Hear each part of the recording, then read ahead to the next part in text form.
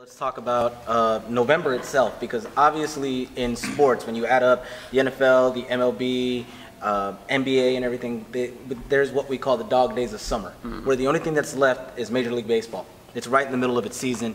We're all waiting for college football to start. We're all waiting for the NFL to start, the NBA. Right now we're in the dog days of October when it comes to boxing, because obviously the biggest intriguing matchup this whole month is probably Tony Bellows versus BJ Flores coming up this Saturday.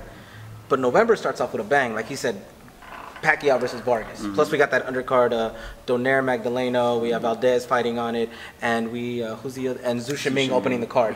Then 2 weeks later we have Kovalev Ward, and then after that we have Nicholas Walters versus Vasily Lomachenko. Yeah. So boxing fans got a nice fill coming up in November after this down October.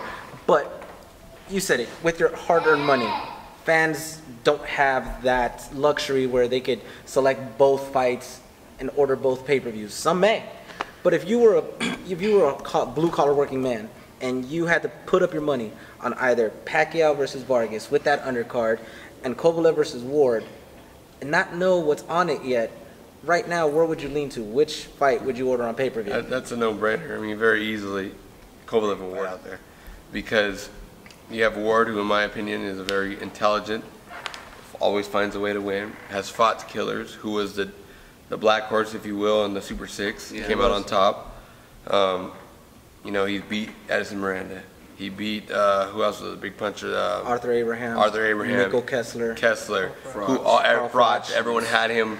Well, I don't know if he's going to win, but he's a smart dude. Yeah. Not only outside the ring, but inside the ring.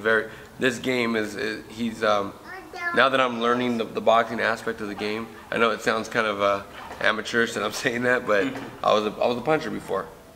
But I can respect what Ward does in there. He's very smart, and but at this other side of the coin is Kovalev, who is a bone crusher, and no pun intended. The guy can end it with one shot, and that's the intrigue. So, and I think as the fight gets closer, it's going to tighten up on the odds. And that's not knocking Ward, that's not knocking Kovalev. I just think it's a big intrigue on what's going to happen and who's going to show up. But it's hard to bet against a guy who hasn't lost a fight since he was 10 years old. You know, the last gold medal winner. That's hard to do that. Now, I'm a puncher, and we know, I've heard from many of guys that when Kovalev hits the bag, it just sounds bizarre. But at the other side of the coin, Ward's not a bag. He's going to know how to move. He's going to handcuff him. He's going to set traps. And Ward's not a punk either. He's going to get in there and fight. I mean, he dogs fighters. I mean, look what he did to was it Green, and then who else that he fought? Edwin Rodriguez. I mean, he went in there and he's a dog, man. He'll go in there and he'll dog you out. He's not afraid. He's not going to play the safe card, if you will. He's going to go in there and he's going to give it to you. I think his power is very underrated. But I know his intellect is amazing. I know his boxing ability is amazing. So if I'm betting, and I could be dead wrong, I'm going with Ward to win. Is it also, do you kind of gain confidence, just the fact, like you said, he fought all these punchers, Ward, Abraham, Froch, all these guys. Yes. And, kind of flip the coin on that, like Kovalev hasn't really fought like a boxer like Andre Ward. Is that even more of a sign, like kind of like looking at Kovalev's side, like, well, Ward has the experience, and guys like you don't really have experience in guys like Ward, you know what I mean? Yeah, of course, and they're taking that into consideration. But John David Jackson's a great trainer, and I think he's going to prepare to the best of his ability for Kovalev. It's a no-brainer to see who the better boxer is, and it's a no-brainer to see who has more power, and that's the classic boxer versus puncher. Look what happened with Chavez Sr. and Magic Taylor, another great example of that. And it was Chavez Jr. was just chipping away, or Chavez Sr. was chipping away, and got him. I know it was controversy at the end when he ended him, but I mean, look at the wearing effects that it had on him. It was like someone beat him with the bat. I think Ward's a smart guy. I think he handcuffs him. I think he stays out of harm's way. And I think if Ward gets hurt, he'll take a knee. He's a smart enough guy to lose the round but not lose the fight. So if I'm going to spend my money, I'm going to spend my money on the Ward Kovalev, because that's a treat, man. I'm actually excited I'm not only a fighter myself, but as a fan, I'm excited about that fight.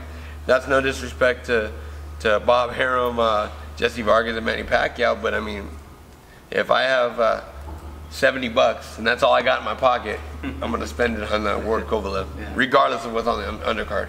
Do you think Ward being out of the ring for 2 years, handling the situation that he had to handle, kind of hindered his boxing performance? Obviously, we saw what he did versus Brand and Paul Smith and the fights in between there. Hasn't been the same Ward that we've seen. Yeah, his boxing is still masterful, but some of the power hasn't gone up from 168 with him to 175. No, I don't think so. Matter of fact, I think it benefited him. Here's a guy who's been fighting since he was 8 years old.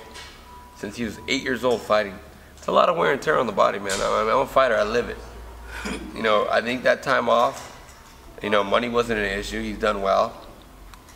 He was never really out of the gym. But with that being said, I think his body benefited from it. I think we're gonna show. It's gonna show now, come that fight in November against Kovalev. I think he needed that rest.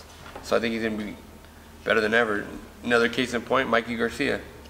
Here's a guy that's probably arguing, he was born into a boxing family. Since he was born, he was boxing. So he took 2 years off. Now he's ready to go. I don't think it hinders those guys. They kind of pick up where they left off, and if not, they benefit because their body kind of healed. So I think for some guys it could be bad. For those guys, I think it's good.